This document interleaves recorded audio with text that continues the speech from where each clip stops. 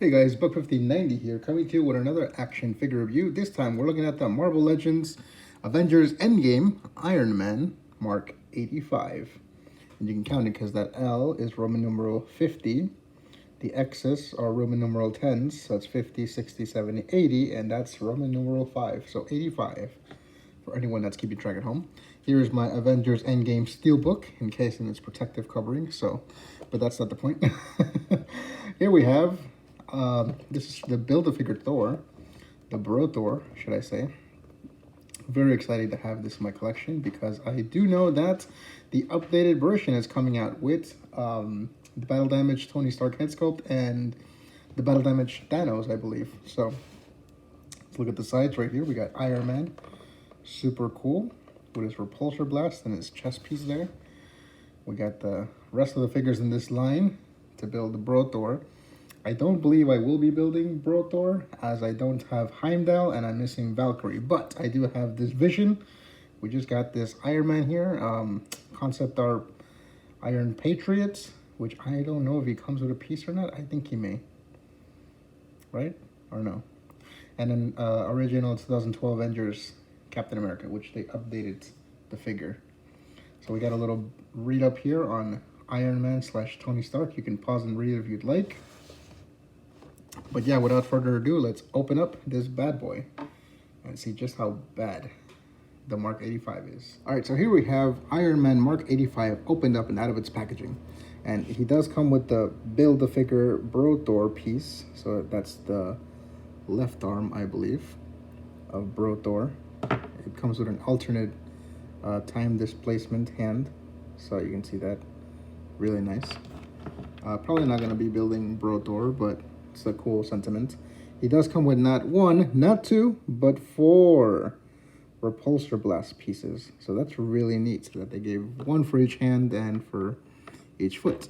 He also comes with extra accessories. So he has another fisted hand here for the right hand, and he has an open palm repulsor blasting hand for the left hand. And of course, he also comes with the Nano Gauntlet. So, once I get my Professor Hulk figure right now in the mail, should be in a few minutes, you shall see how it looks like with that on Professor Hulk himself. But yeah, let's take a look at this Iron Man figure though. So, taking apart this little blast effect piece, putting it so, we have the Mark 85 Iron Man.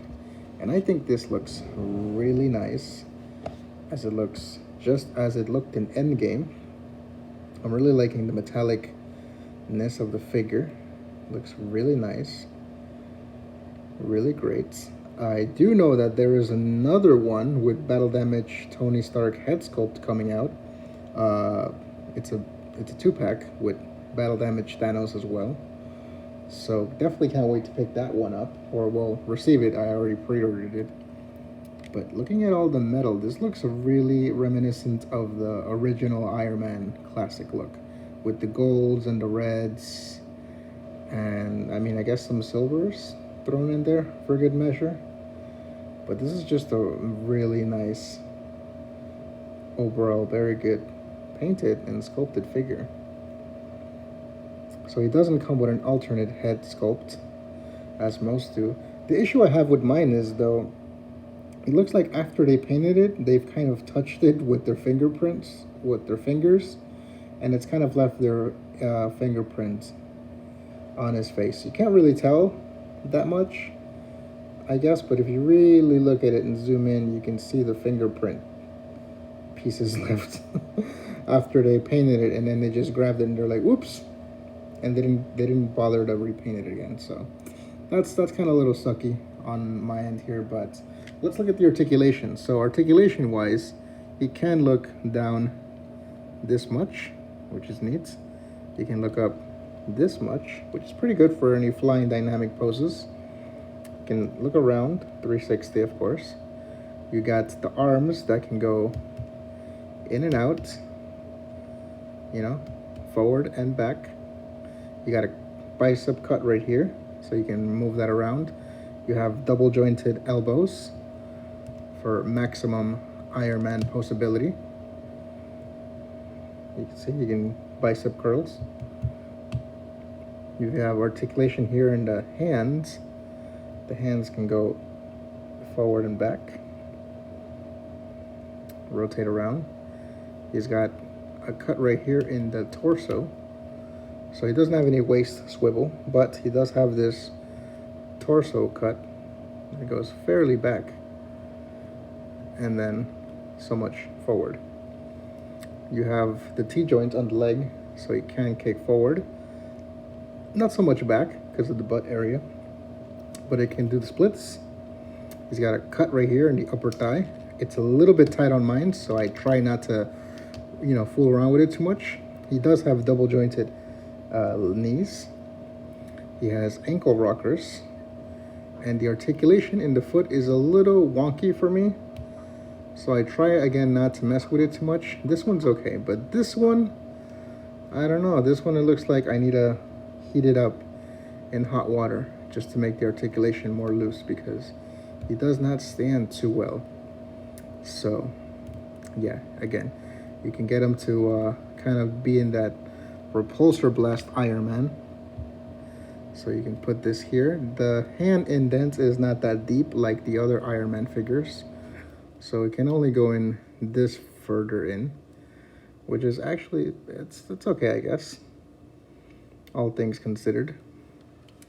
So you can see that with the Iron Man right there. Now, oops, he's already trying to fall over. So again, his stance is not the best, again, because of the articulation in the ankles. Let's see how he compares with his buddy from Infinity War.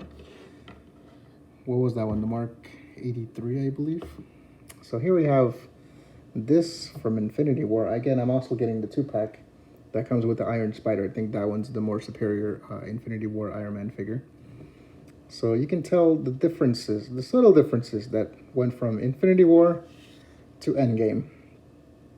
As you can tell, the mask is a little bit more defined on the face, I believe, as compared to this one that had more of a little thing here on the helmets with indents. The repulsors on the chest a little bit different. Definitely the torso is a lot different. It's got more silver in the insides here. This one's got more bluish gold here. The legs are definitely different. More gold on this one, less gold on this one. I definitely like the look of the Endgame Iron Man better than the Infinity War Iron Man. Yeah, that's definitely nicer. And let's check out what he looks like compared to his fellow Avengers. All right, so here we have the gang together. We have worthy Captain America here, Mark 85 Iron Man, and this Infinity War Thor, since we don't have the other Thor from Endgame yet. And then just for good measure, I have here also the armored Thanos, in which he battles.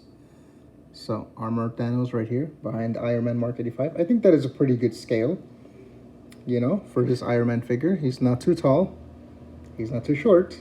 He's kind of right there in the middle between Cap and Thor. So yeah, what do you guys think? So now let's check out what this Nano Gauntlet looks like with Professor Hulk. All right, so here we have the Nano Gauntlet. And as you can see, it comes in 2 pieces. You have the little part here on the wrist and the actual Nano Gauntlet hand. Now, with the Professor Hulk figure, you can take the hand off, and it pops off pretty easily. Take that out. Now we slip this part onto his wrist, his forearm, right there. And then you pop this bad boy into the hole left in his hand. And let's see if I do it quite right. There you have it. So now you have Professor Hulk with the Nano Gauntlets. And I think that looks really nice. Really clean. Just look at that Professor Hulk. Again, I know it's not accurate to the film because he was wearing his that suit in Endgame. He had a suit on, the Nano, I don't know what the name of the suit is, but that looks really cool if you wanted to give this Hulk the Nano Gauntlet to hold. And I think that looks really nice. Very cool. Alright, so that's going to do it for this review, guys. Don't forget to like this video if you enjoyed it. Subscribe for more videos coming soon. And as always, thanks so much for watching. I'll catch you guys next time.